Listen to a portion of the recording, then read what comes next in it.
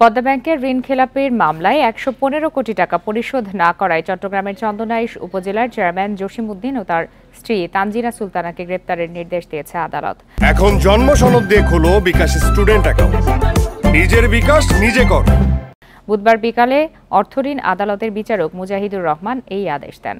মামলার নথি থেকে জানা যায়, পদ্মা ব্যাংকের খাতুনগঞ্জ শাখা থেকে ২০১৬ সালে জেসিকা ট্রেড ইন্টারন্যাশনালের কর্ণধার জসিম উদ্দিন ৬০ কোটি টাকা ঋণ নেন। ১ বছরের মধ্যে পরিশোধ করার চুক্তি থাকলেও তা করেননি।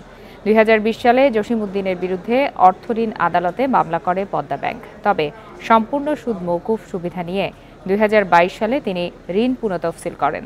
তারপরও তা পরিশোধ না করায় ওই ঋণ সুদাসলে বর্তমানে প্রায় ১১৫ কোটি টাকা হয়েছে। এই টাকা পরিশোধে গত ২৯ জানুয়ারি জসিমকে নির্দেশ দেয় আদালত। তবে তা না মানায় বুধবার গ্রেপ্তারের নির্দেশ দেওয়া হয়।